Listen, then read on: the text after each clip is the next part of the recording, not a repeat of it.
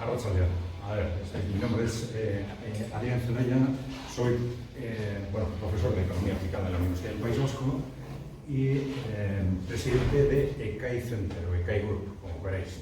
¿Y qué es ECAI Center? Pues bueno, es a la vez una consultoría estratégica y un think tank, ¿no? Think tank ya sabréis lo que es, ¿no? Es al final un grupo de trabajo que se dedica a analizar y difundir información. Suponiendo que las dos cosas sean compatibles, porque como think tank estás constantemente emitiendo opiniones que les pueden gustar o no a tus clientes, ¿no? Entonces, cuando nos pusimos en marcha hace 13 años, pues sabíamos que este era un reto bastante complejo. Pero bueno, dijimos, vamos a probar, a ver qué pasa. Bueno, han pasado 13 años y seguimos vivos, por lo cual parece que por lo menos posible es posible, aunque sea complicado, ¿no? Bueno, vamos a ver.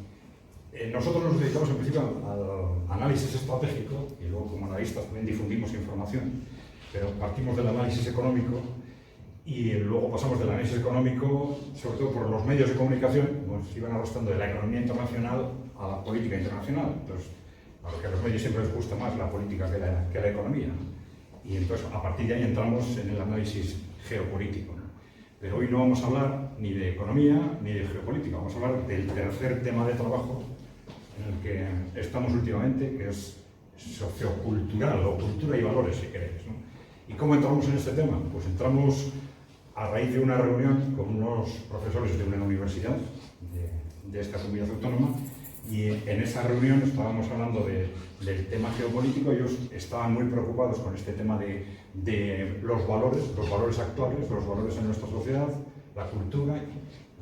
Bueno, pues hay cosas que no nos encajan en la cultura actual. Nosotros les dijimos, bueno, pero esto seguramente va a cambiar muy rápido, porque una cosa es la cultura occidental, no es la cultura de los países emergentes ni de los países en desarrollo. Incluso todo esto está de alguna forma estallando en el propio Occidente, con lo cual es muy posible que todo esto cambie en muy poco tiempo. Entonces, ellos nos cogieron esa idea, nos pidieron hacer un trabajo, acabamos haciendo con ellos un trabajo primero por escrito, luego se hizo un vídeo también, y ese fue un poco el origen de que empezamos a entrar en estos temas, en los que hay mucha gente interesada, pero es también seguramente el tema más difícil. Nosotros nos solemos especializar en todo lo que difundimos en decir cosas que otros no dicen. Por eso somos, por un lado, un poco raritos, y por otro lado, pues pensamos que eso es lo que hay que hacer para aportar realmente algo, ¿no? Que simplemente salir a la calle diciendo lo que otros dicen, pues no aporta, ¿no? Pero una cosa es aportar o decir cosas diferentes y otra cosa es entrar de frente en lo políticamente incorrecto, que es lo que vamos a hacer hoy, ¿no? Entonces eso es difícil, complicado y se hieren muchas sensibilidades. Entonces, bueno, pues pido disculpas por adelantado si hiero sensibilidades de alguno de vosotros, pero bueno, lo comentaremos al final y debatimos lo que haga falta. ¿De acuerdo? Vale, pues vamos a ver. Bueno, ya veis que el título en sí mismo es sorprendente. Vamos a hablar de la cultura actual, cultura y valores, y alrededor de estos tres conceptos: corporativismo, neonazismo, modelos emergentes, ¿no? Bueno, valores, cultura e ideología en la sociedad actual. Y estamos colocando este concepto dentro de lo que muchas veces se llama el posmodernismo, ¿no? Cuando se habla de la cultura y los valores actuales, es muy habitual hablar del posmodernismo.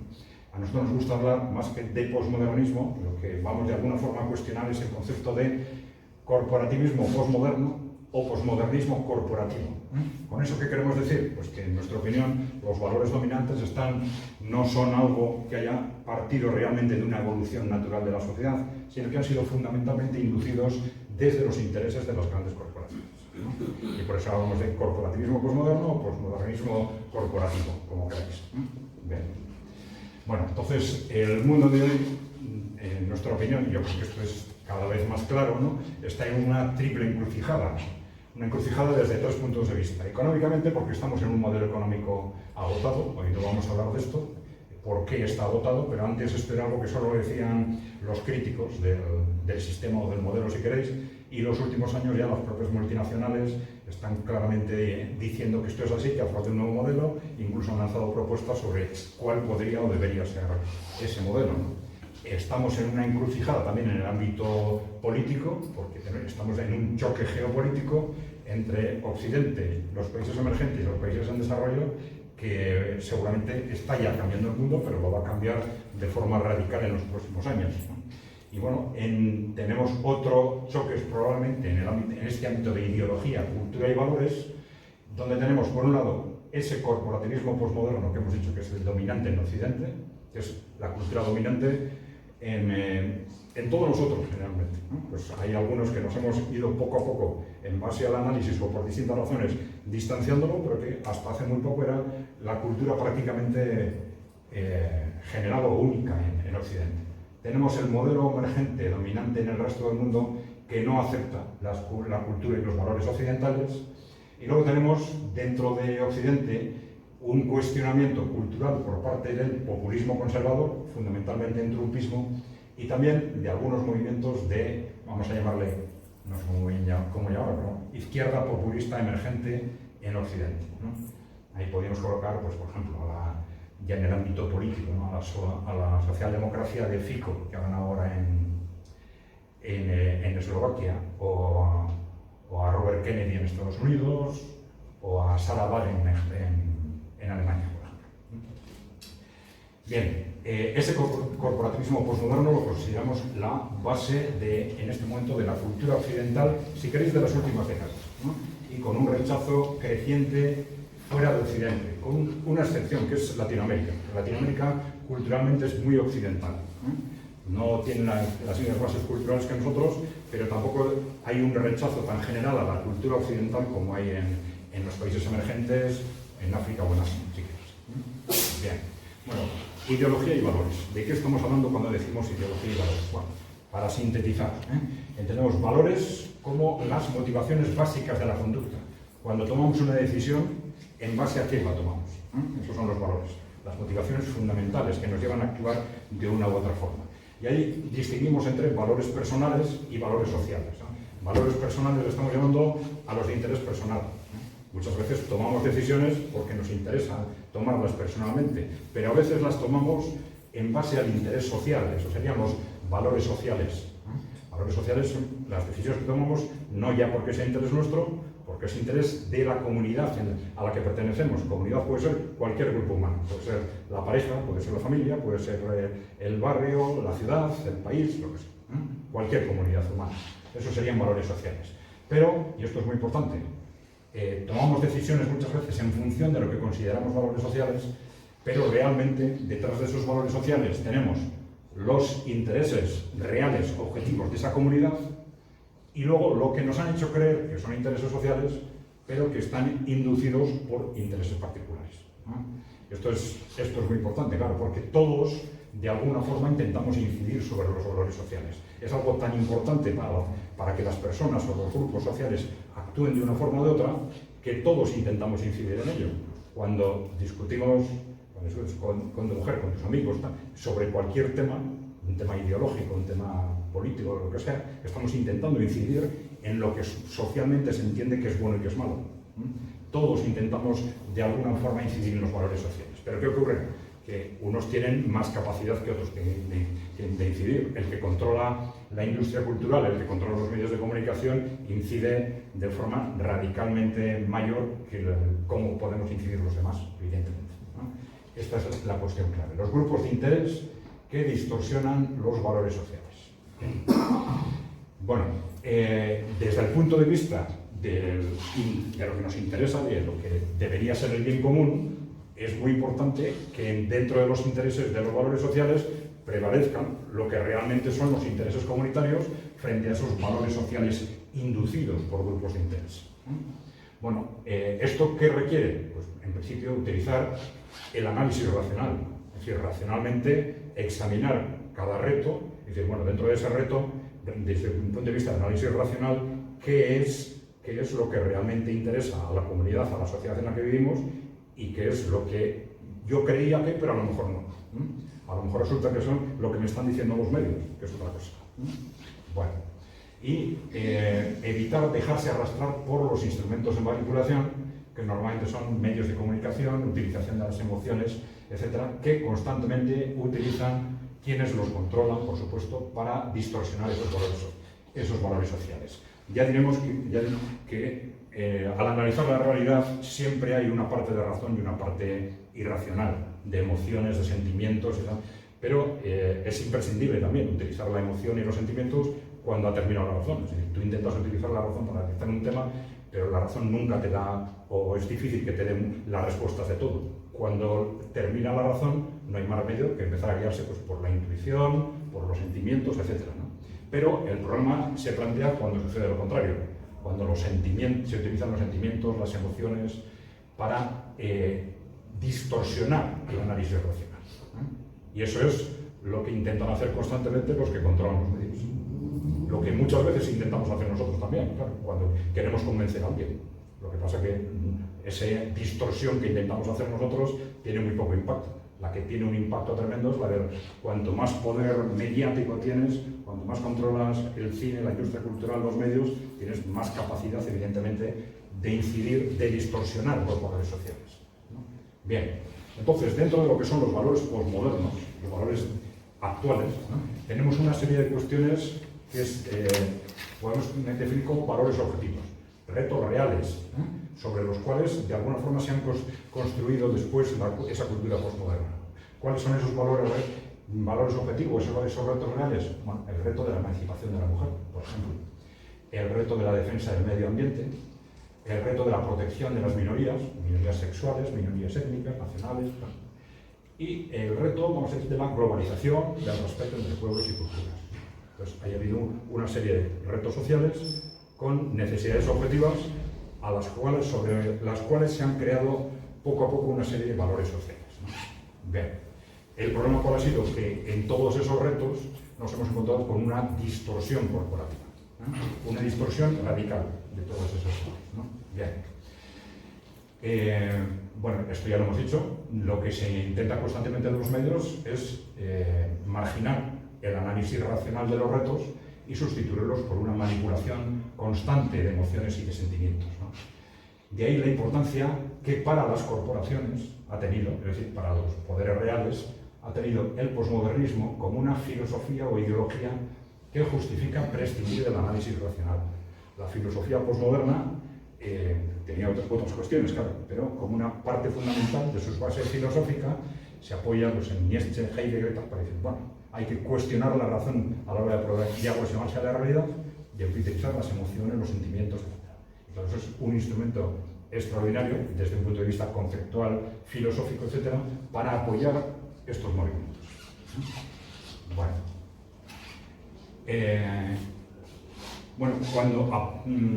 esto no es una idea exclusivamente nuestra. Ha habido muchos autores que han desarrollado este concepto, que al final una serie de bases fundamentales del posmodernismo, dicen ellos, o del corporativismo posmoderno, decimos nosotros.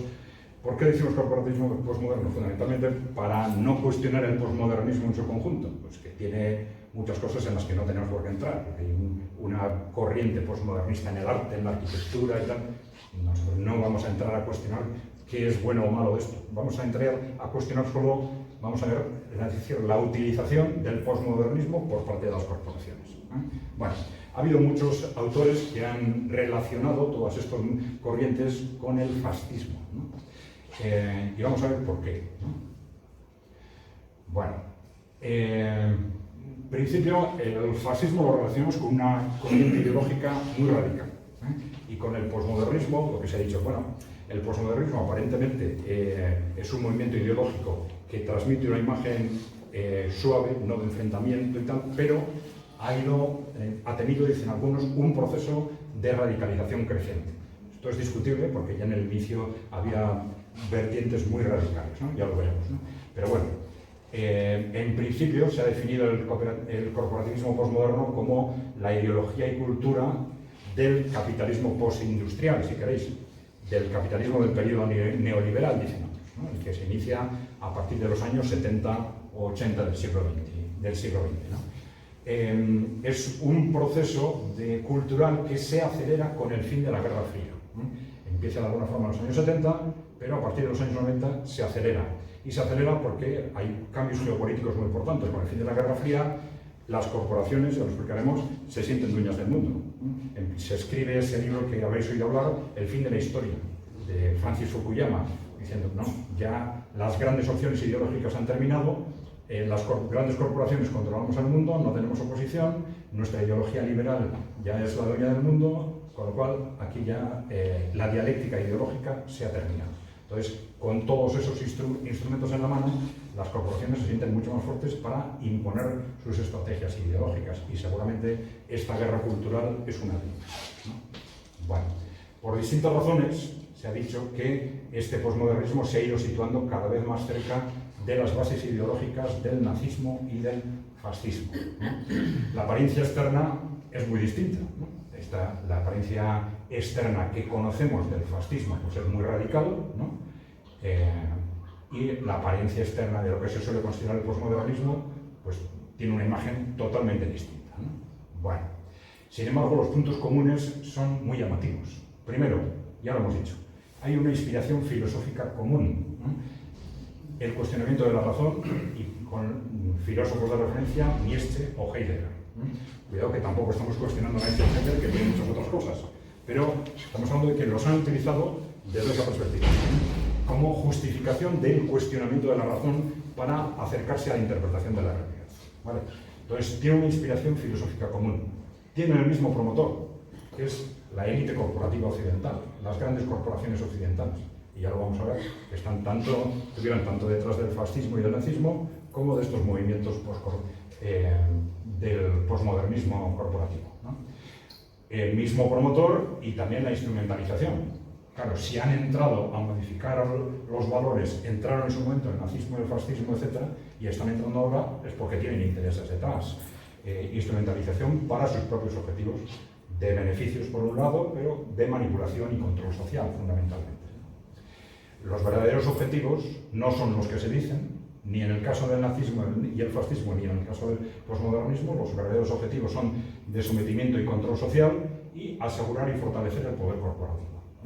Y, ya hemos dicho, se suele decir que ese corporativismo posmoderno ha tenido una creciente radicalidad, ¿no? Bueno, lo que comentábamos ahora, que eso necesita una explicación. Las grandes corporaciones como promotoras del fascismo y del nazismo, porque algunos ya lo saben, conocéis esto perfectamente, pero para otros igual es nuevo, ¿no? Bueno, pero esto está perfectamente constatado, ¿no? Pero la realidad es que ni el fascismo italiano ni el nazismo alemán hubieran tenido ninguna oportunidad sin el apoyo de las grandes corporaciones. Hubieran sido movimientos marginales, ¿no? En ambos casos se combinaban las amenazas externas, que era la Unión Soviética, y las internas, un movimiento obrero que entonces era agresivo, muy agresivo, y la crisis económica del 29, que también fue un factor muy importante, ¿no? Claro, los dos, el fascismo italiano y el alemán, fueron movimientos radicales de origen e inspiración claramente corporativa, ¿eh? Bueno, el apoyo de las grandes empresas alemanas fue esencial para el nazismo, ¿no? He puesto varios libros que se han escrito describiendo esto. No es algo que sea original, ya está perfectamente documentado. Incluso hay libros escritos por cada grupo empresarial, demostrando toda la trayectoria de apoyo de las grandes corporaciones al fascismo y al nazismo. Ahí tenéis con el grupo de los Krupp, las empresas alemanas. Incluso Thyssen, el responsable del grupo Thyssen, escribió un libro diciendo: yo financié a Hitler. Lo escribió después de la guerra, de alguna forma para justificarse. Sí, lo financié, pero luego, y ahora veo las cosas de otra forma, etc., ¿no? Pero quiero decir que es una cosa perfectamente constatada, ¿no? No hay dudas en esto. No solo los grupos alemanes, también Wall Street. Wall Street financió al nazismo de forma sistemática, al partido nazi primero, luego al gobierno nazi, etc. Y ahí tenéis, pues bueno, prácticamente todas las grandes empresas norteamericanas de entonces se implicaron en aquello. Y ha habido muchos estudios, algunos empresa por empresa, ahí tenéis uno sobre IBM, pero empresa, grupo empresarial por grupo empresarial, acreditando con todo tipo de datos qué se hizo y cómo se hizo, ¿no? Bueno, tenéis lo mismo, ¿no? Más datos sobre la implicación de todos los grupos de Wall Street. Algunos de ellos ya veremos cómo continuarán después de la Guerra Mundial modificando sus estrategias, defendiendo otro tipo de movimientos, ¿no? Bueno, lo mismo, pues libros en la misma dirección, ¿no? Bien, eso sobre la Shell, también Wall Street ya lo he dicho. Vale. Como curiosidad, de esto se ha hablado mucho, ¿no? Se ha repetido que Hitler llegó al poder a través de las elecciones. Bueno, no del todo, ¿no? Es decir, en el momento decisivo había, digamos, un gobierno de coalición entre los nazis y la derecha conservadora, y el presidente tenía que decidir quién iba a ser el canciller, y estaba a punto de nombrar al representante de la derecha conservadora, y entonces recibió una carta de los 20 primeros más grandes industriales de Alemania diciendo que nombraran a Hitler. Entonces es una carta que es perfectamente conocida. Este es el listado de los que firmaron esa carta. Bien. En Italia hay un elemento añadido muy interesante, porque además de todas esas relaciones con los grandes corporaciones, hay unos datos de los que se han difundido poco, que se han conocido, pero a partir del 2009 se sospechaba que había relaciones extrañas entre el fascismo italiano y la inteligencia británica. Pero se sospechaba, había distintos autores que lo habían argumentado y tal, pero claro, a partir del 2009 ya no es que se sospeche, ya han aparecido pagos en cuenta demostrando que Mussolini estuvo a sueldo de la inteligencia británica, desde el momento en que deja el Partido Socialista hasta el momento en que crea el Partido Fascista, con pagos semanales muy importantes de la inteligencia británica. Pues y la inteligencia británica, luego no sé si nos dará tiempo, pero bueno, está muy directamente relacionado con los grandes intereses oligárquicos, evidentemente, de las corporaciones, ¿no? Bien.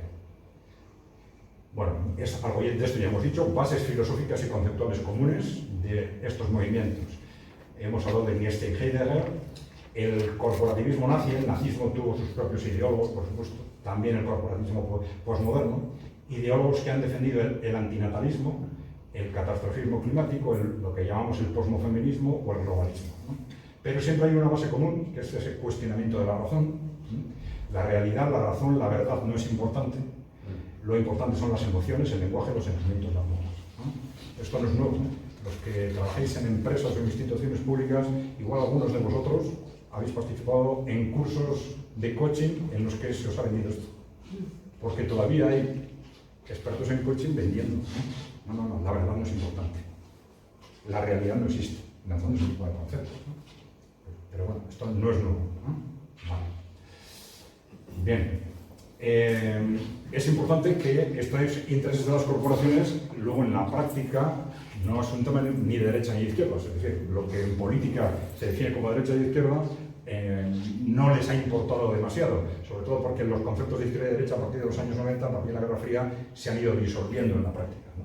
Ha habido una aproximación casi total entre las distintas variantes. Los nombres se han mantenido, pero la aproximación ha sido casi total. Pero estas corporaciones, para impulsar esos valores y esa cultura, han utilizado movimientos de derecha y movimientos de izquierda, de lo que se llamaba izquierda y derecha entonces, ¿no? Dentro de esos movimientos de izquierda, la escuela de Frankfurt fue muy importante, sobre todo en el momento en que los ideólogos de la escuela de Frankfurt se trasladan a Estados Unidos y empiezan a ser financiados por esas grandes corporaciones, ¿no? Entonces empiezan a crear lo que luego en Estados Unidos sobre todo han llamado el marxismo cultural, ¿no? Pero bueno, al final son intereses corporativos a los que se les ponen distintos nombres o distintas etiquetas.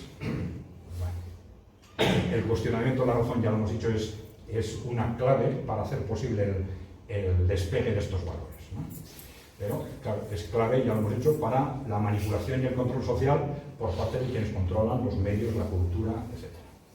Bueno, no me voy a alargar aquí, pero claro, en los dos casos, como consecuencia de esto, tenemos unos objetivos sociales aparentes y unos objetivos sociales reales. ¿De quiénes? Pues de los que financian a esos movimientos, de los que los impulsan, de los que los difunden a través de los medios, etc. Bien. No sé si hay que desglosar algo, ¿no? Pero bueno, ya lo iremos comentando. Pero bueno, en el caso del nazismo y del fascismo había dos objetivos claves, además de otros, que hemos dicho, controlar o reprimir, si queréis, un movimiento obrero que entonces era muy agresivo y hacer frente a la Unión Soviética, que eran las dos amenazas claves en aquel momento para esa élite corporativa. Bien, es lo que hemos dicho. Bueno, en este sentido se ha hablado de que hay podemos hablar de cuatro versiones del fascismo. Una versión latente, que era el partir del malthusianismo. Igual habéis oído hablar de Malthus, del malthusianismo. Eran Malthus era un economista de fines del 18 y principios del 19 que lanzó una teoría de que la población era excesiva, de que la población crecía demasiado rápido y que no se iban a poder producir alimentos suficientes para la población y que había que hacer algo. Bueno, se demostró que su teoría era errónea porque la producción de alimentos, al contrario, creció mucho más rápido que la población. Pero eso es la teoría a partir de la cual, a fines del 19, es absorbida, en principio, por una parte de la aristocracia europea, la aristocracia británica en buena parte, y se empiezan a desarrollar, en parte con apoyo en el malthusianismo, en parte con apoyo en las teorías de la evolución, en las teorías de la evolución y en el darwinismo social, que se ha llamado, para desarrollar, primero a nivel ideológico, pero muy relacionado con las élites británicas en primer lugar, ya en un imperio en decadencia, para desarrollar teorías malthusianas en las que vuelven a decir, siguen diciendo que hay que hacer algo para contener y reducir la población, y con la eugenesia. La eugenesia es una ideología o una corriente que defiende que hay que mejorar al ser humano controlando la reproducción de los que no son tan buenos como los demás. Entonces hay tres variantes. Una es controlar las razas que no me gustan, que se reproduzcan menos las razas que no me gustan. Otra es que se reproduzcan menos los pobres. Y la tercera es que se reproduzcan menos pues, los incapaces, los discapacitados. Entonces, bueno, son tres versiones que muchas veces se mezclan. Pero bueno. Pero estas teorías se fueron desarrollando sobre todo a fines del 19 y principios del 20, sobre todo en el Reino Unido y en Estados Unidos. Y luego tuvieron una conexión muy directa con el nazismo, con el fascismo, y después, después de la Segunda Guerra Mundial, con estas corrientes postmodernas, ya lo veremos, ¿no? El fascismo italiano sería la segunda versión, que se basa en el patriotismo, la religión, la tradición, el nazismo alemán, en el patriotismo y la raza, y luego tenemos lo que se ha hablado de, bueno, a veces se dice el neonazismo postmoderno. ¿En qué se basa?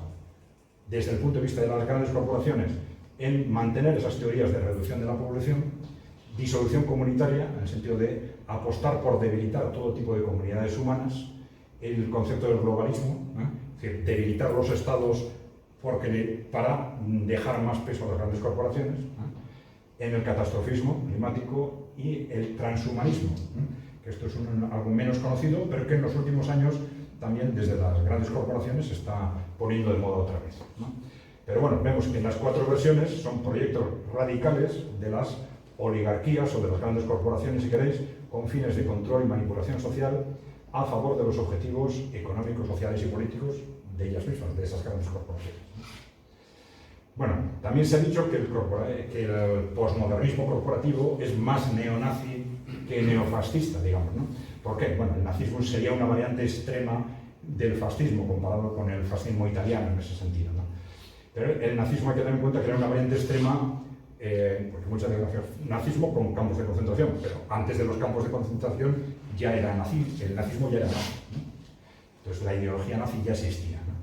Sus objetivos van más allá del control socioeconómico, se basan, tienen un apoyo muy importante en ese concepto de eugenesia, apuestan por un nuevo hombre, una nueva civilización, en el nazismo a través de la selección biológica, en el fascismo postmoderno lo hacen a través del cambio social y la tecnología, y ahí viene el tema, luego comentaremos, del transhumanismo, etc., ¿no?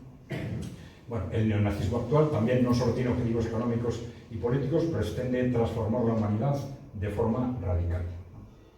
Bien. Además de esos objetivos políticos y económicos, plantean reducir la población. Esto si estáis un poco atentos, esto es algo que los representantes de las grandes corporaciones y algunos políticos a cierto nivel repiten una y otra vez. Hay que contener la población, hay que contener la población, hay que contener la población. Y esto es un tema que viene de muy lejos, y que está en la raíz de muchas cosas que nos han pasado en las últimas décadas. Bien. El concepto de decrecimiento, que está relacionado con el de reducir la población, lo empiezan a desarrollar ya a partir de la Guerra Mundial. Ya no pueden utilizar, digamos, los argumentos nazis, fascistas y tal, y empiezan a utilizar otro tipo de argumentos malthusianos, ecológicos, etc. El objetivo de hacer desaparecer, superar o debilitar, como queráis, los pueblos, las culturas, la familia, todo tipo de comunidades sociales.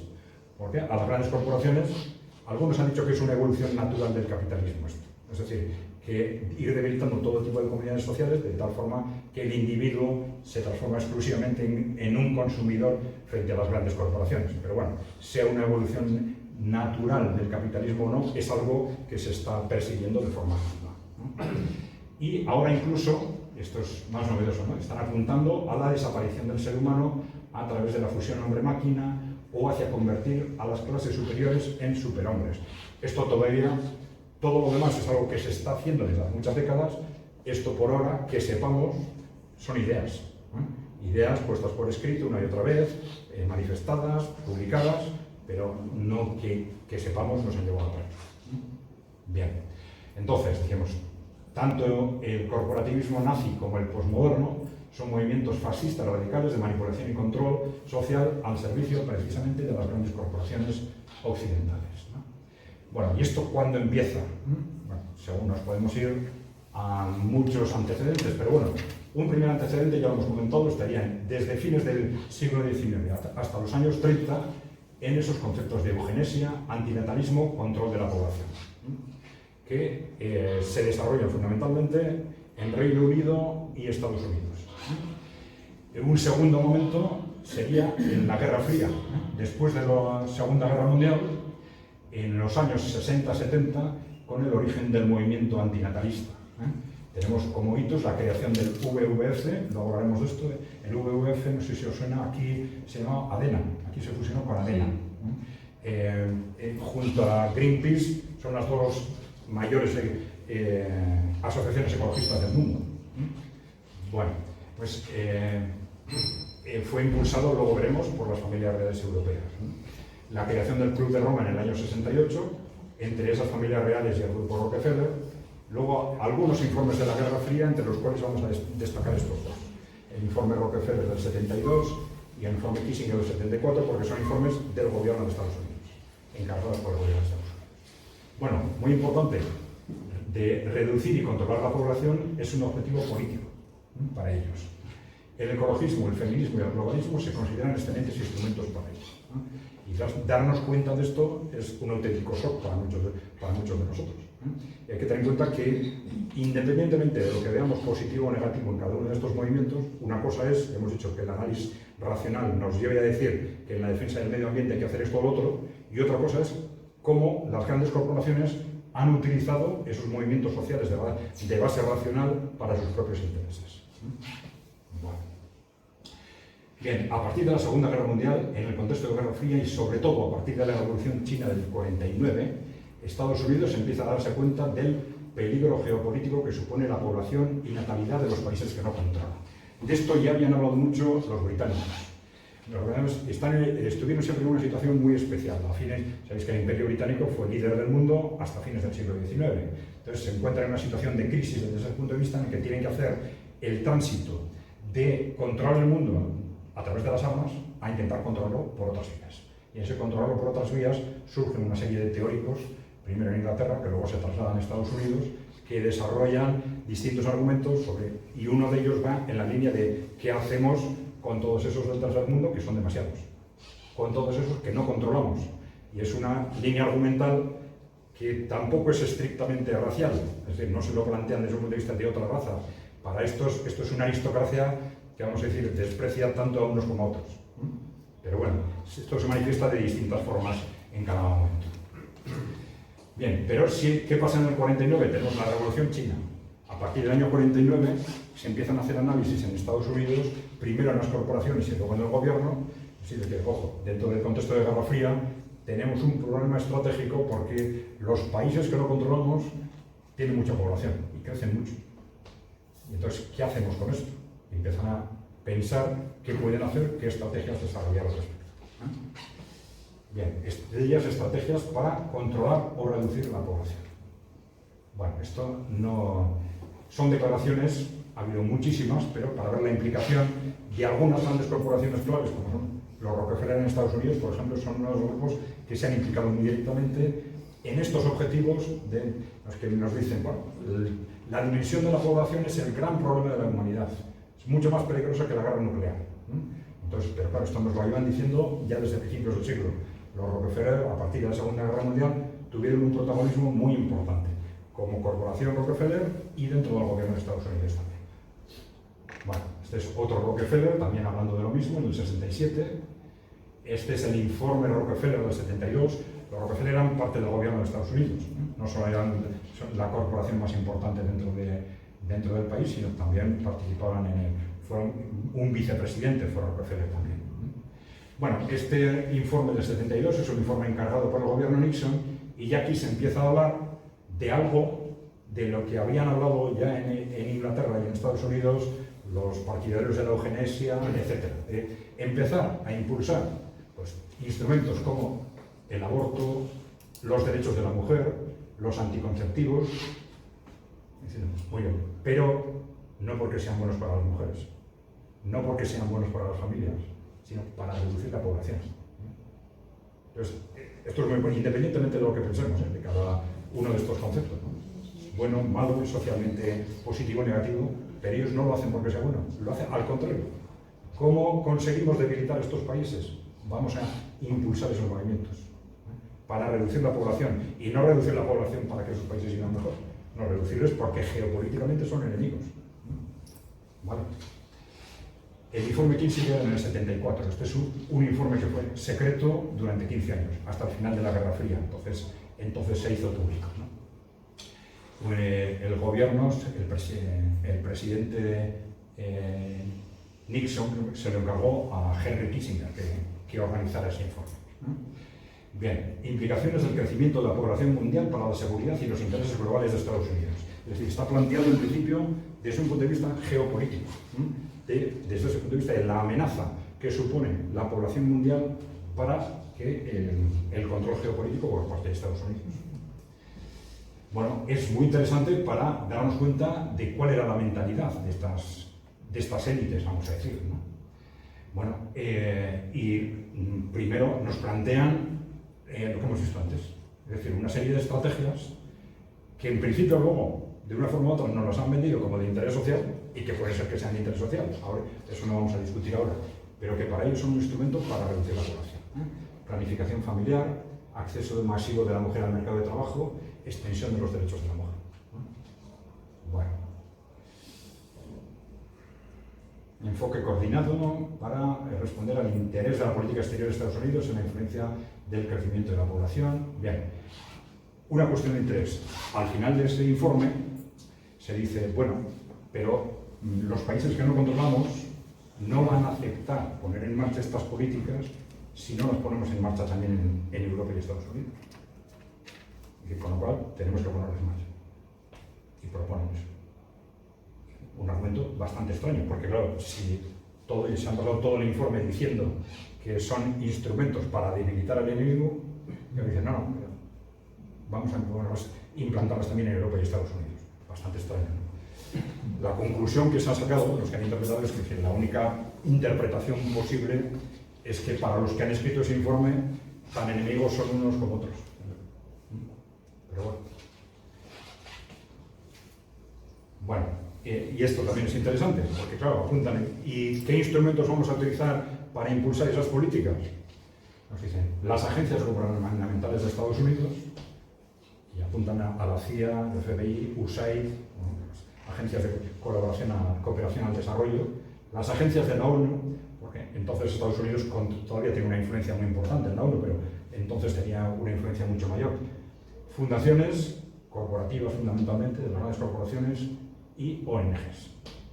Y claro, si nos fijamos luego en la práctica, ¿qué es lo que se ha movido alrededor de este tipo de movimientos? Son ese tipo de organizaciones. Bueno.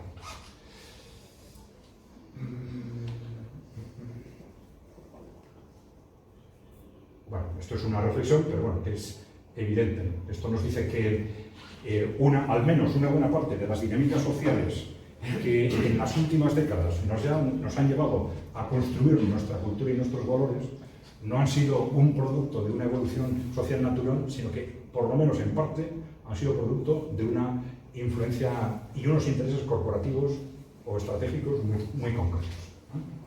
Bien.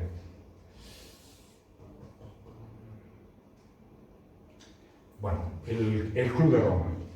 El Club de Roma se crea en el año 68. Luego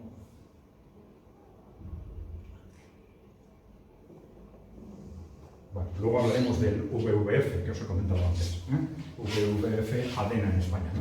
Pero bueno, el Club de Roma es otro hito muy importante. Se crea en el año 68. ¿Quiénes lo crean? Es importante. Lo crean miembros del WWF, luego veremos que son neonazis. Un grupo de aristócratas neonazis crean el WWF con financiación del grupo Rockefeller. ¿Qué intereses tenían? Porque el Club de Roma ha sido clave en definir lo que ha sido el movimiento ecologista a partir de los años 70. Bueno, a partir de ese momento empiezan a pasar de las razones geopolíticas a las razones ecológicas para defender el no crecimiento y la contención de la población. Pero ya vemos que los intereses que hay detrás son los mismos que estaban antes detrás del nazismo y de esos intereses geopolíticos. Hubo un libro clave que publicó el Club de Roma, que fueron Los límites del crecimiento, en el año 72, que se vendieron millones de ejemplares y fue el disparadero de lo que a partir de entonces ha construido, no voy a decir el movimiento ecologista, una parte fundamental del movimiento ecologista en base a las teorías del catastrofismo. Es decir, la defensa del medio ambiente se puede hacer, en principio nace para proteger a los ciudadanos, por ejemplo, de los abusos de las industrias, etc. Pero a partir de ese momento ya cambia la argumentación. Se empieza a utilizar las catástrofes que la acción humana nos va a generar como un argumento para incidir sobre la sociedad, sobre la economía, etc. Y esas interpretaciones catastrofistas tienen su origen en el Club de Roma en los años 70. Y en ese libro en concreto, Los límites del crecimiento. Bueno. Esto ya lo hemos comentado, lo de la escuela de Frankfurt, etc. Bueno. Vamos a, por partes, a analizar algunos de estos movimientos posmodernos del corporativismo posmoderno. De la emancipación de la mujer al posmofeminismo corporativo. Bueno, algunas bases históricas. Hay otras cosas, evidentemente, ¿no? Pero una base fundamental desde el punto de vista socioeconómico en el proceso de emancipación de la mujer ha sido el tema de la división tradicional del trabajo. Bueno, es que históricamente nunca ha sido así matemáticamente, ¿no? Pero históricamente había una división en la que el protagonismo del trabajo profesional, si queréis, está en manos del hombre y del trabajo doméstico en manos de la mujer. Incluso en el siglo XIX, los sindicatos y las políticas sociales tenían como uno de los objetivos fundamentales evitar que fueran a las industrias a trabajar las mujeres y los niños, porque se consideraba un abuso. El trabajo era muy duro. Entonces, era un abuso de las empresas llevar a las mujeres a trabajar, ¿no? Bueno, pero con el avance tecnológico esto cambia.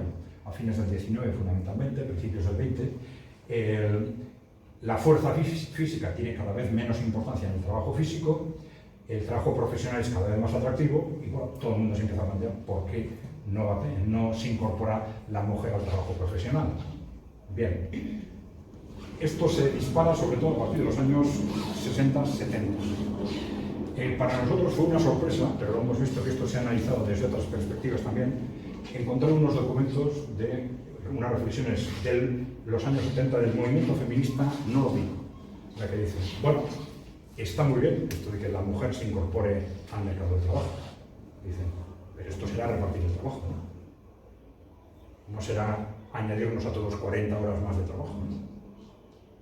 Claro, ellos decían, no, si va a trabajar el doble de gente, producimos lo mismo con la mitad de trabajo y así repartimos el trabajo profesional y doméstico entre hombres y mujeres, ¿no? Y decían, entonces, en los países nórdicos se trabajaba 45 horas a la semana, y decían, bueno, pues ya hay que bajar a 30 y según cuántas mujeres se incorporen, menos de 30.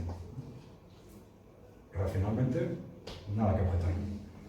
Pero no es eso exactamente lo que se hizo, ¿no? ¿Se hizo eso? Obvio que no. ¿Qué sí? Pues hizo, porque ellos decían, hombre, no se les ocurrirá a cada unidad familiar añadirnos 40 horas de trabajo, ¿no? Pues eso es lo que se hizo. Hemos estado durante generaciones pensando que con el avance técnico y tecnológico íbamos a trabajar cada vez menos, y resulta que de pronto nos meten 45 horas de trabajo más por unidad familiar y nadie dice nada. Y nos lo tragamos, ¿no? Claro, esto ha tenido unas consecuencias sociales, sobre todo para las mujeres, impresionantes, ¿no? Y se ha dicho, bueno, esto evidencia que el objetivo de aquellos movimientos no tuvo nada que ver con la emancipación de la mujer, sino era disponer de mano de obra barata, probablemente, ¿no? Bien. Pero claro, esto generó, primero, una sobreexplotación laboral increíble de la unidad familiar, desaparición del tiempo libre, sobre todo ¿de quién? Pues evidentemente de las mujeres, claro. Esto se comenta mucho, ya lo habréis oído, ¿no? ¿Qué es lo que hemos hecho cuando antes con un salario vivían 5 personas, ahora hay menos hijos y ahora con 2 salarios viven 3 personas, ¿no? 3,2, ¿no? Bueno, pues muy sencillo, que en un primer momento, con 2 salarios, sube el nivel, la capacidad de consumo, y en un primer momento había, sobre todo las mujeres, evidentemente, tenían un agobio de trabajo impresionante, pero tenían más ingresos y gastaban más. Pero eso en el tiempo se va amortizando, porque precisamente esa sensación de andar bien de dinero te hace perder, vamos a decir, dinamismo en las relaciones laborales. Defiendes menos tus salarios, y claro, los salarios evolucionan en función de esa, vamos a llamarle pelea, si queréis, constante entre empresarios y trabajadores sobre cómo se reparte el valor añadido, ¿no? Que se genera en una empresa. ¿Va a beneficios o va a salarios? ¿Vale? Si los trabajadores pelean más, pues van un poco más a los salarios, si pelean menos, ¿qué pasa? Porque lógicamente, pues a partir de aquel momento se empezó a pelear menos, bajan los niveles de sindicalización, porque bueno, si estamos muy bien de todas formas, estamos mucho mejor que antes, ¿no?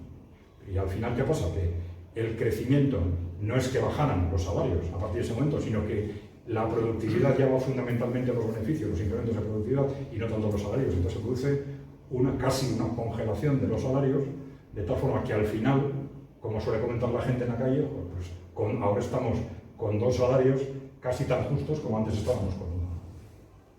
Puede ser un poco exagerado, pero más o menos es esto lo que ha pasado. Por supuesto, con esto pues tenemos una sobreexplotación increíble de cientos de millones de mujeres que han estado trabajando durante generaciones, 80, 90, 100 horas a la semana, sin que nadie diga ni modo. Pero esta era la realidad, porque el trabajo doméstico es un trabajo productivo también.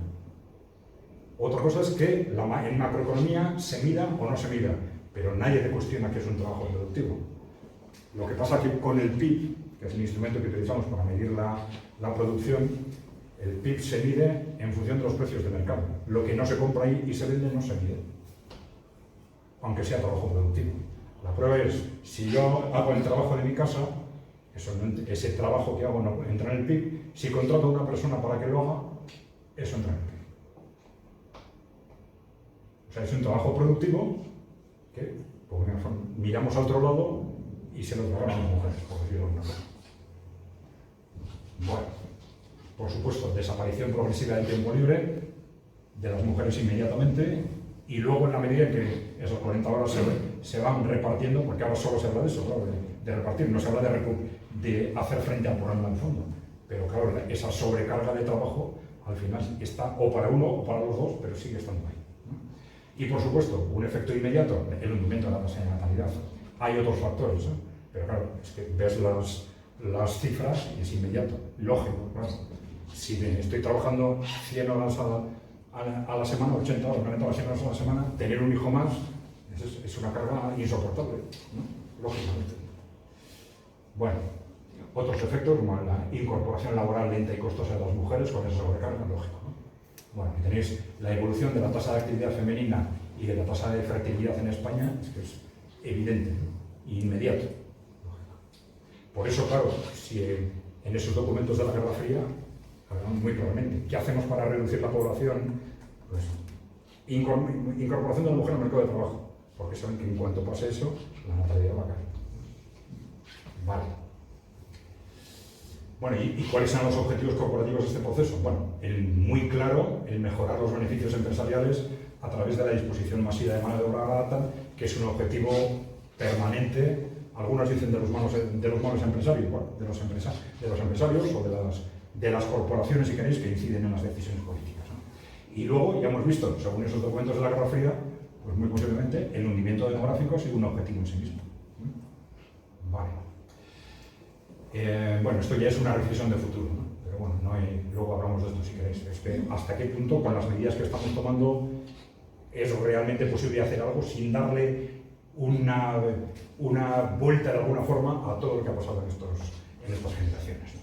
Bueno, y esto, perdonadme que ponga un cartel concreto de una campaña concreta que a lo mejor es la más seria que se hizo sobre este tema, pero como contraste, como contraste. Vamos a decir, bueno, os imagináis una manifestación de pensionistas donde en vez de reclamar pues, una subida de pensiones se dediquen a gritar ¡viva los pensionistas! Pues nadie se lo imagina, pero esto es lo que está pasando. Esto es lo que está pasando con las mujeres. Los problemas más gordos, al cajón, eso sí, ¡viva las mujeres! Bueno, esto nos lleva precisamente de ese concepto de fondo de la emancipación de la mujer a lo que llamamos el posmofeminismo, si queréis, el movimiento feminista, condicionado por esos intereses corporativos, ¿no? Que supone poner el movimiento de emancipación de la mujer al servicio de esos intereses, ¿no? Las claves, como siempre, sustitución de los objetivos reales por emociones, ¿no? Olvido de los problemas reales de las mujeres y utilización del movimiento para el control y la manipulación social.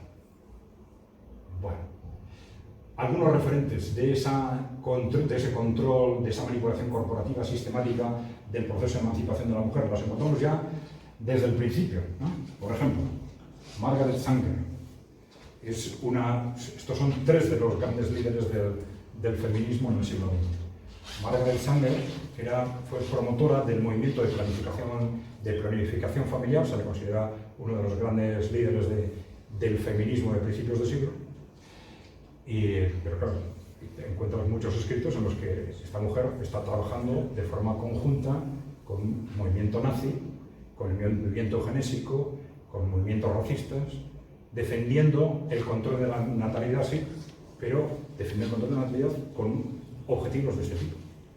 Si lees escritos de esta mujer, sí da la sensación en muchos de esos escritos en los que esta mujer está realmente motivada por la situación de las mujeres que no tienen acceso a la planificación familiar y tal. Pero la realidad es que, o porque se dejó arrastrar, o por lo que sea, enseguida empezó a trabajar de forma conjunta con estos movimientos. Movimientos eugenésicos, racistas, que están muy relacionados luego en los años 30 con la Alemania nazi también. Bueno, Margaret Mead, esta era antropóloga, también uno de los líderes del feminismo en el siglo XX, a sueldo de la inteligencia militar de Estados Unidos, que la utilizó constantemente sus estudios de antropología con el fin de controlar poblaciones en el tercer mundo. O Gloria Steinem, otro de los fuentes del feminismo. Bueno, pues Steinem reconoció, en su momento apareció información de que estaba a sueldo de la CIA y luego, años después, lo reconoció expresamente. No sé si he traído el vídeo, está recogido el vídeo. Bueno, de la solidaridad al anticulturalismo globalista, si queréis. Bueno, hemos dicho que algunas de las claves de esos movimientos corporativos posmodernos eran el cuestionamiento de las comunidades sociales, de los pueblos y de las naciones. Ahí se utiliza el multiculturalismo seguramente como un pretexto para esto, ¿no? Cuando en realidad seguramente es más anticulturalismo, porque lo que están defendiendo es precisamente debilitar las comunidades humanas, ¿no? Se utiliza la solidaridad internacional en ese sentido como un pretexto para debilitar los estados a favor de las corporaciones, y se utiliza el fenómeno migratorio como un instrumento de explotación masiva. Esto es interesante porque, aunque nos venden ese fenómeno de la inmigración laboral como un motivo de solidaridad, no tiene nada de eso, ¿no? Lamentablemente es clarísimamente un movimiento de disposición de mano de obra a bajo coste, ¿no? Cualquiera que lo analiza, otra cosa es que no se diga, pero cualquiera que lo analiza se da cuenta de esto, ¿no? Bueno, y probablemente es producto de un contexto similar al de la incorporación masiva de la mujer al mercado de trabajo. En algunos países, en una primera fase desde los años 70, y en otros países desde los años 90, justo en el momento en que se acaba esa incorporación masiva de las mujeres, dice, bueno, más mano de obra barata, ¿dónde encontramos? En otros países. Bueno, esto es relacionándolo con lo que estaba pasando con los beneficios de las empresas. Este es un cuadro donde dice, bueno, más o menos dónde termina ese crecimiento de la incorporación de la mujer al mercado de trabajo, que es más o menos, dependiendo de los países, pero más o menos cuando empiezan los movimientos migratorios de otros países. Claro, los trabajadores extranjeros en el mercado laboral, ¿qué tipo de puestos ocupan? Los que ocupaban las mujeres cuando se empieza a incorporar al mercado de trabajo. Los puestos más débiles, con menor sindicalización, menor valor añadido, menor capacidad reivindicativa, mayor aceptación de abusos, etc. Bueno. También aquí la manipulación mediática es constante, ¿no? Por ejemplo, con este tema del Mediterráneo, ¿no? Tanto unos como otros, ¿no? Es decir, tanto nos utilizan como una razón de solidaridad, a la pobre gente lo que está pasando, y otros dicen, oye, que nos invaden, y nos sacan estas imágenes, ¿no? Y dicen, Pero los objetivos son, una vez más, evitar el análisis racional de la realidad. ¿Por qué? Pues porque de esa inmigración total, lo que viene de inmigración irregular a través del Mediterráneo no llega. En este año, en concreto, en el que esto está analizado, es un 4% del total. Pero normalmente es un 2, un 3, así. Es decir, que tiene muy poco que ver el fenómeno con esas imágenes, en base a la cual nos motivan positiva o negativamente con respecto a este fenómeno, ¿no? Entonces tenemos apariencia, solidaridad, crisis mediterránea. La realidad es que las entradas por el Mediterráneo no son más que un 4% de las entradas totales. El objetivo de todo esto es evitar que analicemos las cosas como realmente son. Entonces no es una cuestión de solidaridad, sino de explotación laboral masiva, ¿no? Reducción de costes laborales y enriquecimiento artificial de muchos empresarios. Bueno, esto está analizado por la agencia, no me voy a detener aquí, la Agencia Europea de Derechos Humanos, ¿no? Tipos de explotación laboral que están sucediendo con trabajadores de otros países. Bueno, esto es algo parecido, los análisis que hacen sobre los orígenes de estos trabajadores y las situaciones de explotación que sufren, ¿no? Los sectores económicos en los que están. Bueno, esto son cosas más o menos conocidas. Pasamos a otro tema. El tema del ecologismo, si queréis, el movimiento ecologista, o del catastrofismo climático. Bueno, antes de la Segunda Guerra Mundial tenemos ya orígenes del ecologismo y la planificación familiar partiendo de esos movimientos corporativos, ¿no? Por ejemplo, tenemos Madison Grant, es uno de los, quizás el primer gran líder del ecologismo en Estados Unidos. No era una persona cualquiera, fue amigo de 3 presidentes de Estados Unidos, pero fue líder luego lo comentaremos, líder del movimiento ecologista y líder del movimiento eugenésico y racista en Estados Unidos. Luego hablaremos del Club Sierra, que es ahora la primera organización ecológica de Estados Unidos, y también fundada por nazis, neonazis, partiendo del movimiento eugenésico.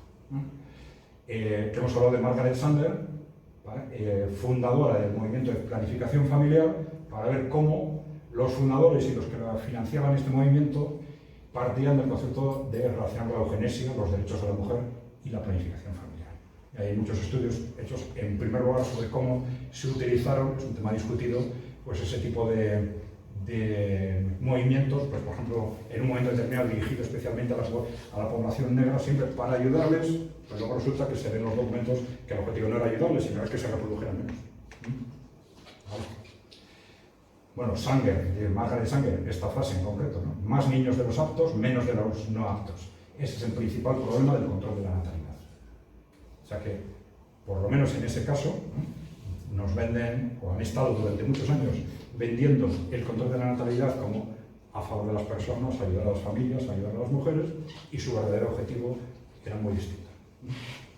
Bien, Madison Grant, ya lo hemos dicho, era en Estados Unidos ideólogo del ecologismo, pero también de la eugenesia y del racismo nórdico. Era líder del conservacionismo en Estados Unidos, escribió un libro, entre otros, ¿no? Algo así como El ocaso de la gran raza, del cual Hitler dijo que ese libro es mi Biblia. Este fue el fundador del movimiento ecologista en Estados Unidos. No uno más, sino con un apoyo corporativo y del gobierno muy directo. El Sierra Club, ya hemos dicho que es la mayor organización ecologista de Estados Unidos. Bueno, su fundador, John Muir, y muchos de sus miembros iniciales fueron a la vez impulsores del racismo y la eugenesia. ¿Vale? Bueno, WWF, ya lo hemos comentado, se considera en este momento la primera, no en el tiempo, en dimensión, en este momento, junto con Greenpeace, la primera organización ecologista del mundo.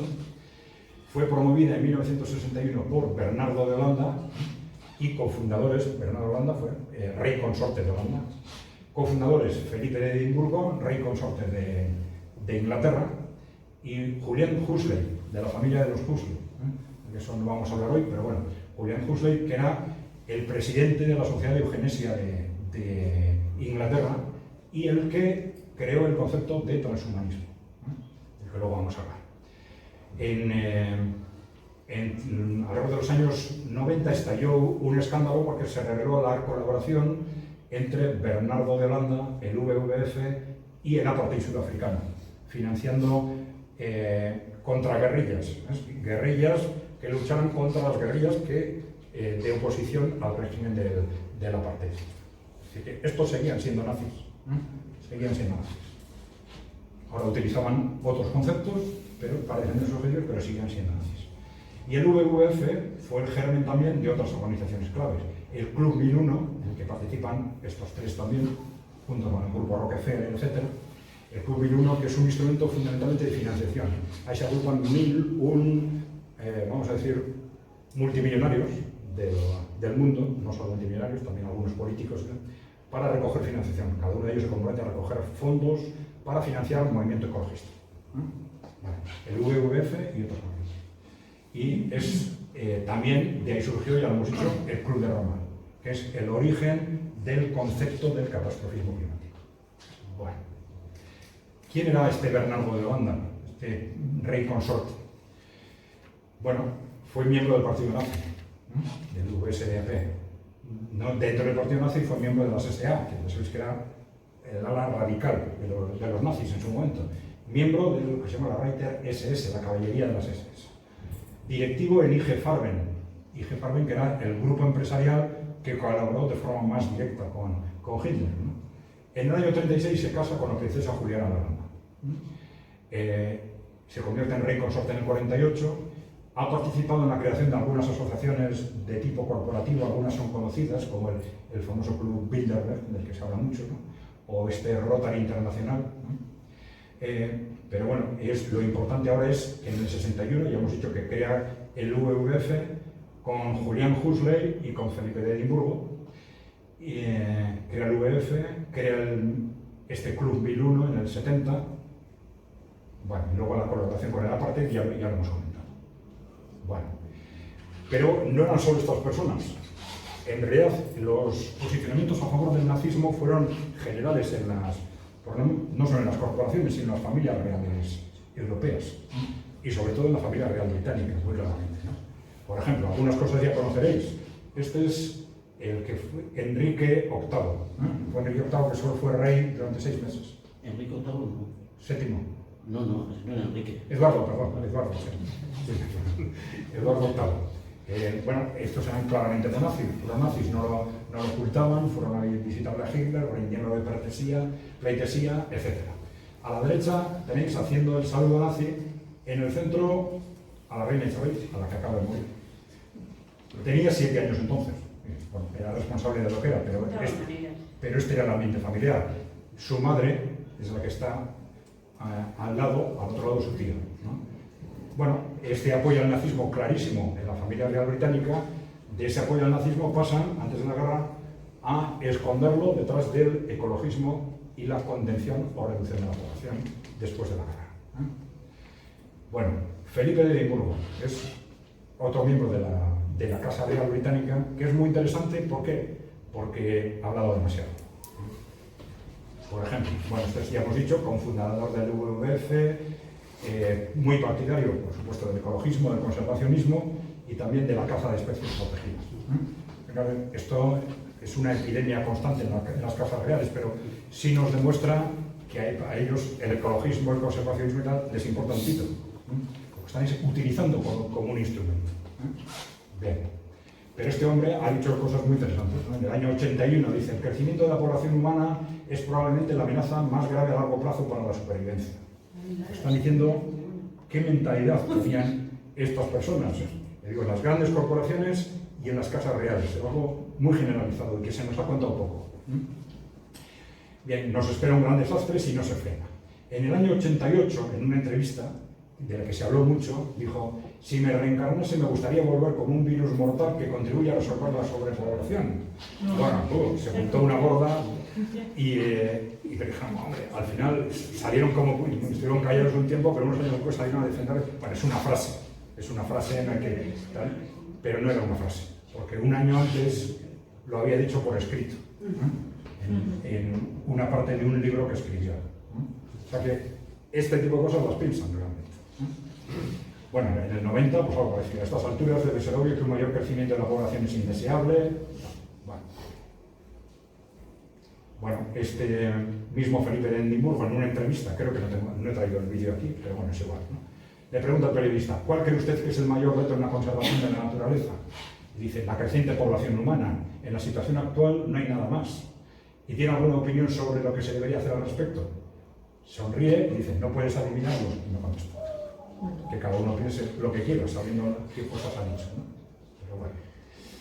Pero bueno, es importante que al final estos movimientos nos llevan a pasar de lo que es un movimiento objetivo, racional, legítimo, de defensa del medio ambiente, a estos movimientos de catastrofismo climático que nos rompen la racionalidad del movimiento. Este es el objetivo tradicional, con la distorsión corporativa del catastrofismo climático que justifica cualquier barbaridad para salvar el planeta. Vamos a ver. Aquí podemos entrar en el cambio climático, que si hay, que si no hay, si es importante, si no es importante, si es grave, si no es grave, si hay quien es culpa. Nosotros siempre decimos que no somos científicos, ¿no? Y entonces, cuando nos encontramos con un tema científico en el que unos científicos dicen una cosa y otros otra, pues te quedas sin saber qué decir. Claro, te puedes dejar llevar por la intuición, ¿no? Pero claro, desde un punto de vista analítico no puedes hacer eso, te quedas bloqueado, ¿no? Pero claro, lo que sí sabemos es que nos han estado engañando continuamente con este tema. Entonces, creemos que hay que actuar en consecuencia con ese continuo engaño, a la hora de interpretar lo que probablemente está sucediendo. Luego, perdona, ¿no puedes explicar en qué se engaña en ese aspecto? Sí, vamos a ver eso. Vale. Sí. Bueno, decíamos, este catastrofismo climático tiene un origen corporativo, nace en los años 70, ya hemos dicho, con el Club de Roma, promotores del WWF, financiación de la Fundación Rockefeller. Y nos dicen, bueno, el mundo va al desastre. Si no contenemos el crecimiento y la población, esto va al desastre. ¿Por qué? Decían, 3 desastres. Desaparición de la capa de ozono, el pico y agotamiento del petróleo en 20 años y la lluvia ácida. ¿Os acordáis que era esto, no? La capa de ozono, es que últimamente no se habla de esto, pero la capa de ozono, pues bueno, una capa que estaba desapareciendo, que iba a ser un desastre, nos iba a generar cáncer a todos, cosas de este tipo. No se podía tomar el sol ni nada. Efectivamente, sí. La lluvia ácida era una interpretación de que la química producida por las industrias estaba destruyendo los bosques. Y luego, muchos años después, se demostró que era mentira, que eso era mentira, que era falso, o un error, o lo que fuese. Bueno, ¿qué sucede 20 años después? Que esas previsiones no se han cumplido. Ninguna de esas previsiones se había cumplido, ¿no? Pero da igual, aparecen nuevas catástrofes. Cada 20 años aproximadamente se inventan nuevas catástrofes, ahora ya pues, están apuntando a 30, 50 años, pero se van alargando los plazos, pero siempre hay algún tipo de catástrofe que justifica seguir actuando o seguir defendiendo lo que estábamos defendiendo. Por ejemplo, John Kerry, no es cualquiera. John Kerry es ahora mismo el responsable de las políticas climáticas en Estados Unidos, ¿no? En 5 años, nos decían en el 2009, tendremos el primer verano sin hielo en el Ártico. Bueno, eso no ha pasado. O, por ejemplo, pero esto es una constante, ¿eh? Greta Thunberg hace 5 años nos decía que el mundo iba a terminar hace 3 meses. Bueno.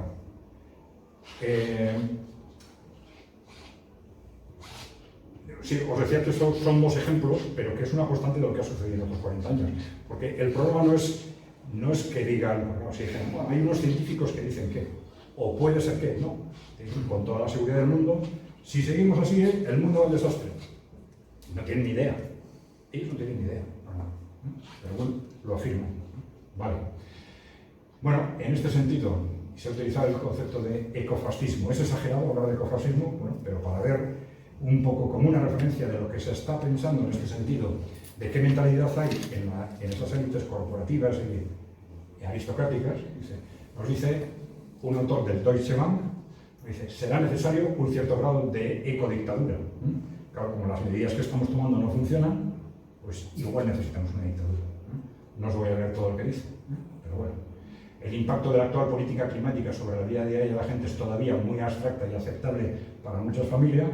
Pues claro, si tenemos que hacer cosas que no sean aceptables, pues necesitamos una dictadura. Ecofascismo, claramente, ya no es, deja de ser una exageración con ese tipo de afirmaciones, ¿no? Aquí tenéis a Dennis Minus, que es el líder de ese libro, Los límites del crecimiento, de 1972, que fue el punto de partida del catastrofismo climático. Bueno, pero este hombre, en el 2017, todavía sigue diciendo estas cosas, ¿no? Bueno, puedo poner el vídeo, pero bueno, está en inglés, tampoco os va a añadir nada, ¿no? Dice, el planeta puede soportar algo así como 1.000 millones de personas, quizás 2.000. Ahora tenemos 7.000, o sea que tenemos que volver a bajar. Pero estas cosas de que la población ideal serían 1.000 millones, 2.000 millones, las están diciendo continuamente en estos ámbitos de las grandes corporaciones y de la aristocracia. Bueno, posibles objetivos del catastrofismo climático. Primero, enormes recursos públicos gestionados por las grandes corporaciones. Esto ha sido muy claro con el tema de energías renovables, el Green Deal, etc. Los recursos públicos se dedican a esas estrategias, son inmensos, y ha habido muchas empresas que entran ahí y dicen, mira, yo no sé lo que pasará al final con esto, pero mientras pasa, como hay tantos recursos, no voy a perder dinero. Entro. Luego pasan unos años y dicen, esto no es rentable, para mí ya ha sido rentable, gracias al dinero público.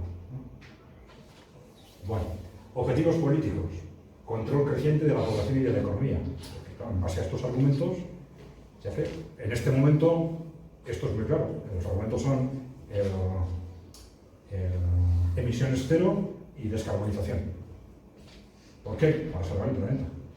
Claro, es que eso lo puede justificar absolutamente todo. Y ahí no hay argumentación, ¿no? Es que hay que salvar el planeta. Bueno, cuando en realidad, claro, ¿por qué se está apretando ahora el acelerador de la descarbonización?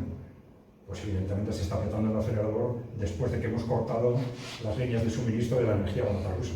Vamos a tener un problema enorme con el precio de los combustibles fósiles.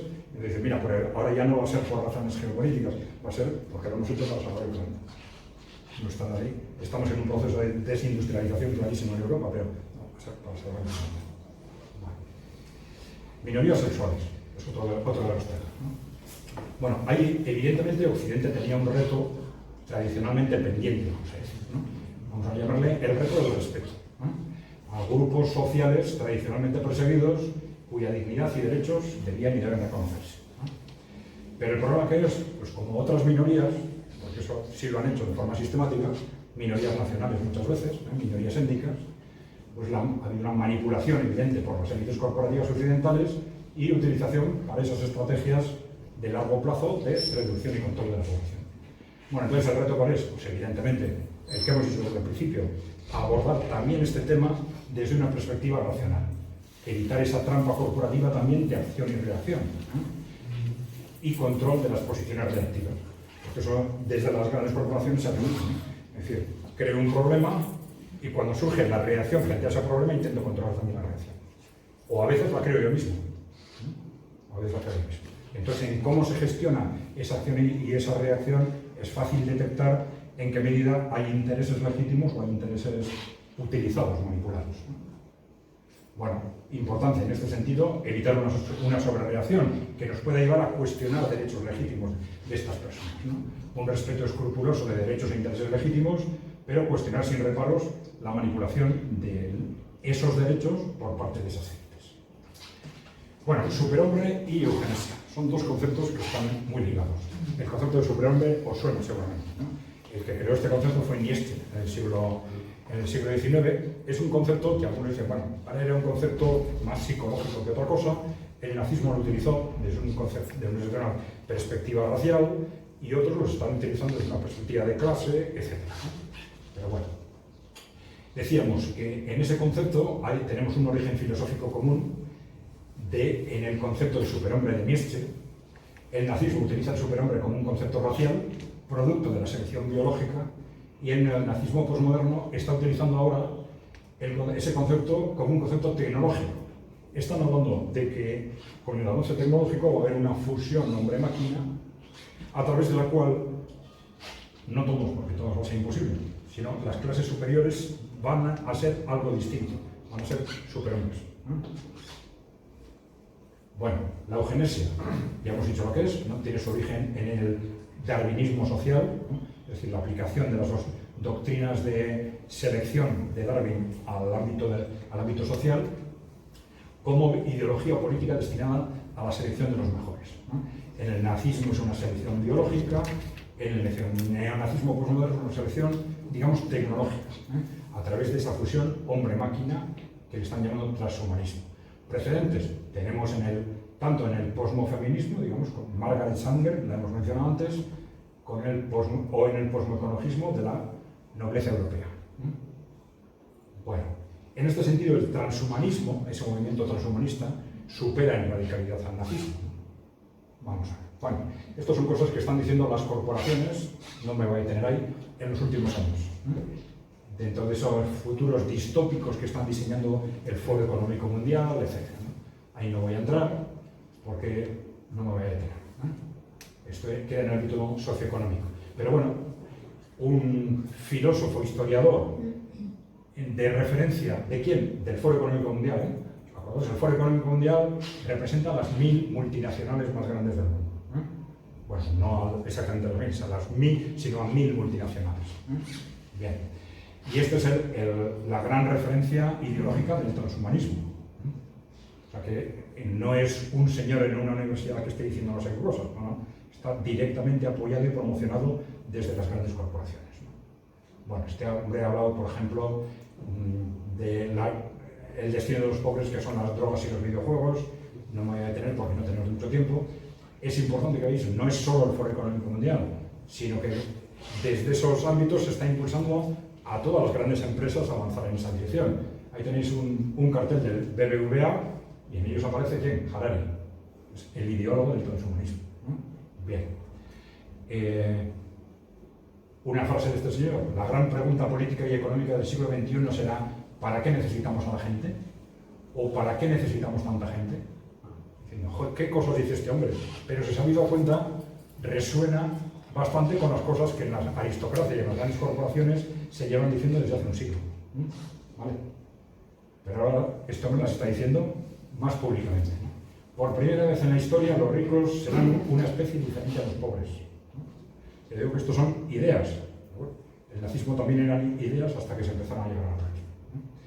Harari es el promotor, se ha dicho, del transhumanismo para los ricos. Mediante las nuevas tecnologías los ricos se convertirán en superhombres, dejarán de ser humanos. Aquí, bueno, él dijo también esto sobre el COVID, ¿no? Que es fundamental porque eso es lo que convence a la gente de aceptar legalizar la vigilancia biométrica total. No solo tenemos que vigilar a las personas, debemos vigilar lo que sucede debajo de su piel. Bueno, independientemente de lo que pensamos sobre el tema del COVID, ¿no? Pero la mentalidad de estas personas, ¿hasta dónde llega? Es decir, el nazismo no iba tan lejos. Bien, en un futuro las clases sociales se convertirán en clases biológicas. Bueno, no me voy a detener más. Ahí hay un concepto o una psicología aristocrática de odio a la humanidad. Está implícito en la mentalidad de los aristócratas tradicionales, pues digamos, el desprecio a la plebe, al vulgo, ¿no? A los que no son como yo, ¿no? Si son una molestia, cuanto menos fueran mejor, ¿no? Hay algunos que utilizo que me son necesarios, pero los demás sí desaparecen mejor, ¿no? Estamos rayando. Es esa concepción aristocrática de cómo nos ven, ¿no? De cómo nos ven. Por eso piensan que cuanto menos seamos mejor. Bueno, entonces, ahí hay un avance por etapas. Ya veis que desde el principio hablaban de reducir la población, de impulsar el antinatalismo, de empobrecer al mundo, de impulsar el catastrofismo precisamente con estos objetivos. Estos objetivos de dividir y aislar a las personas, disolviendo las comunidades humanas para debilitar la posición de las personas frente a las grandes corporaciones, ¿no? La pareja, la familia, la asociación, los sindicatos también, el pueblo, la nación. Cambiar el ser humano culturalmente, dividir el mundo en dos, entre los que producen y los que no. Este es otro concepto que también el propio Harari ha trabajado, ¿no? Con el avance tecnológico, un 50%, dicen, hasta un 50% de la población se va a quedar fuera del mercado de trabajo estructuralmente. Y claro, cuando se quedan estructuralmente fuera del mercado de trabajo, pues se les van a cuestionar lógicamente los derechos cada vez más.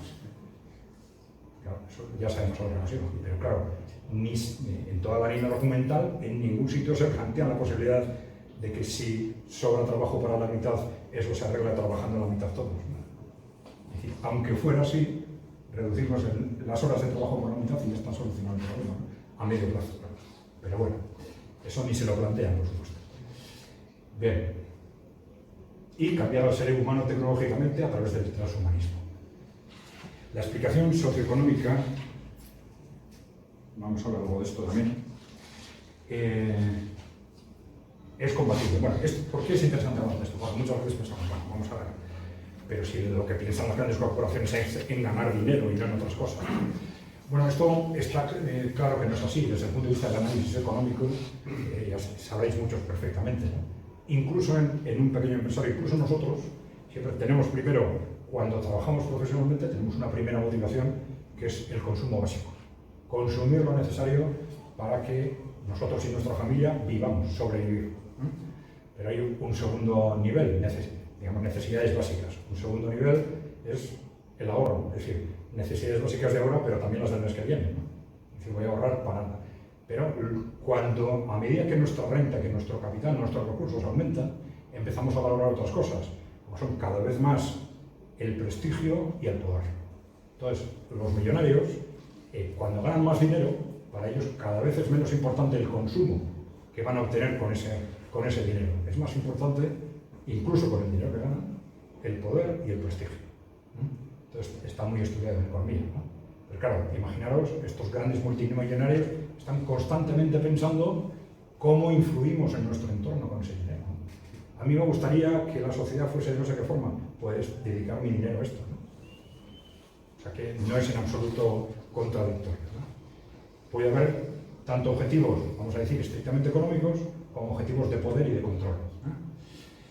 Bueno, en los años 70 tenemos la crisis del modelo de posguerra, origen del neoliberalismo. En realidad llevamos de alguna forma 40, 50 años en un modelo renqueante, ¿no? Pero bueno, eso no vamos a tener tiempo de explicarlo, ¿no? Y sobre todo, ya hemos dicho, al final de en los años 90, con el final de la Guerra Fría, tenemos ese despliegue hegemónico de las grandes corporaciones y es cuando empiezan a desplegarse ya masivamente estas estrategias ideológicas del corporativismo postmoderno, porque se produce una unificación también en los medios, una privatización, por ejemplo, de las televisiones, los grandes medios de comunicación se concentran, entonces ya tienen una facilidad que no tenían antes para influir de forma radical en la opinión pública.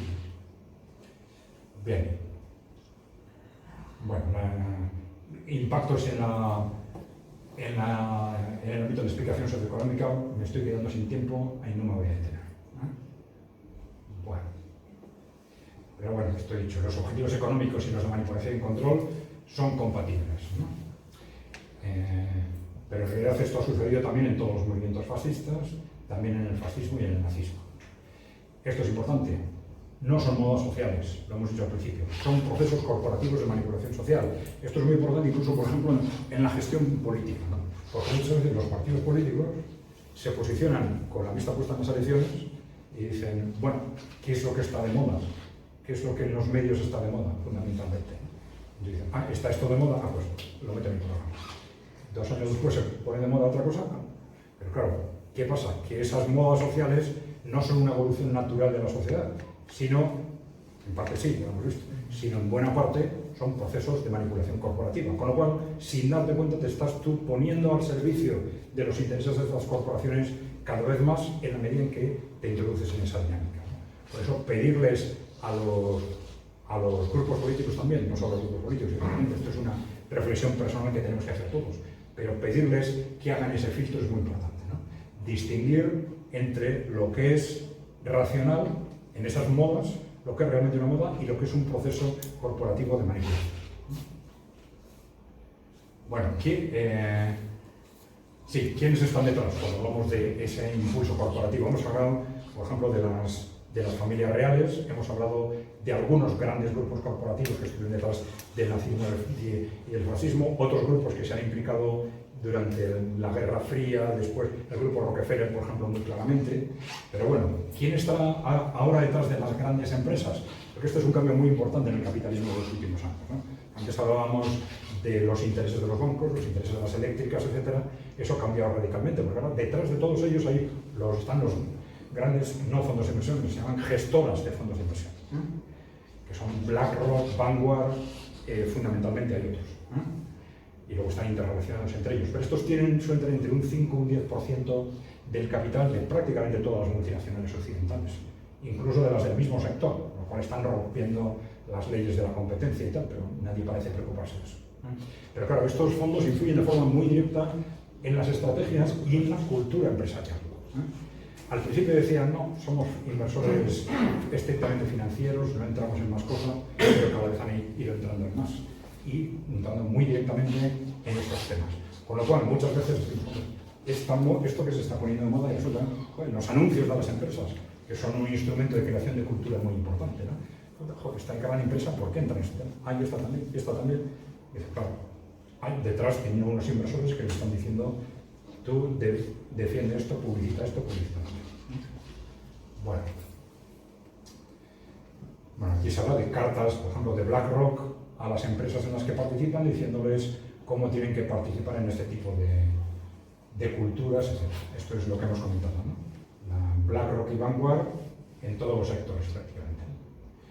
También, desde un punto de vista corporativo, hemos hablado del Foro Económico Mundial, que agrupa a 1000 multinacionales, 1000 grandes corporaciones occidentales. Hay otros foros, que la Coalición por un Capitalismo Inclusivo, la coordinación, el Consejo por un Capitalismo Inclusivo con el Vaticano, se llamó así, ¿no? Pero bueno, que están trabajando también muy activamente en esa dirección. Bueno, aquí hay un debate sobre en qué medida todo esto se relaciona o no con el concepto de la Agenda 2030. Nosotros lo hemos analizado despacio y la verdad es que tenemos un punto de vista muy distinto al que suelen tener en los medios alternativos, porque en lo que es la Agenda 2030 es un documento que se aprobó por unanimidad en el año 2015 en la ONU, entonces es muy difícil en el texto. Lo que sí es un texto muy complejo, tiene tantos objetivos y tantas metas que da lugar para todo. Entonces, ¿qué pasa? Pues que luego se aplica de formas muy distintas y los políticos lo aplican en función de lo que les interesa. A mí me interesa trabajar no sé qué y digo que estoy cumpliendo la Agenda 2030 porque estoy construyendo puentes. Yo estoy cumpliendo la Agenda 2030 porque estoy poniendo en marcha centrales eólicas. Cada uno, en definitiva, siempre encuentra algún argumento para decir yo estoy siguiendo la Agenda 2030 porque el objetivo 1, el 2, el 3, el 8, lo que sea. ¿Vale? Pero sí es cierto que en ese sentido muchos han denunciado es que hay una manipulación de la Agenda 2030 defendiendo esta cultura corporativa postmoderna. Pues sí, porque evidentemente cada uno, lo mismo que hacen los políticos, también las grandes corporaciones han cogido esa agenda y la han utilizado para defender lo que iban a defender de otras formas. ¿Vale? Bueno, las bases corporativas ya lo hemos dicho. Referencias corporativas, BlackRock, Vanguard, el Foro Económico Mundial, esa coalición por el capitalismo inclusivo, las familias reales europeas, grupos concretos. El grupo Rockefeller se ha implicado muy directamente desde la Segunda Guerra Mundial, si queréis, sobre todo. Otros, el grupo Ford, también tiene un papel muy importante en Estados Unidos, ¿no? Pero bueno, ya hemos dicho desde el principio, si os acordáis, que todo esto es lo que está pasando en Occidente, en Europa Occidental y en Estados Unidos, si queréis, sobre todo, ¿no? Pero no es lo que pasa en el resto del mundo. Tenemos lo que hemos llamado modelos emergentes. Bueno, hay un creciente cuestionamiento en ese sentido de estas culturas, por un lado por las estrategias anticorporativas de los países emergentes, ya lo vamos a explicar, y por movimientos que algunos llaman antioligárquicos, otros dirían que no lo son. Este ya es un tema muy ideológico, ¿no? En Occidente aquí tenemos el nacionalismo conservador y también un naciente populismo de izquierda, digamos. Bueno, en el mundo emergente tenemos las estrategias anticorporativas en la Rusia de Putin desde el año 2000 y la China de Xi Jinping sobre todo desde el 2012. ¿No? Pues son estrategias que de Rusia y de China han pasado a los BRICS, ya sabéis que son los BRICS, ¿no? Es agrupación sobre todo económica de los países emergentes, que ahora es BRICS más 6, etc. ¿no? Y al conjunto de los países emergentes y en desarrollo al final. ¿No? Bueno, de los BRICS está pasando a las BRICS Plus, pero bueno, ahí lo importante es cómo al final, por razones geopolíticas que no vamos a entrar, parece que la generalidad del mundo emergente y en desarrollo se está posicionando enfrente de nosotros, ¿no? Y con un posicionamiento cultural enfrentado a estos valores culturales, ¿no? Bien.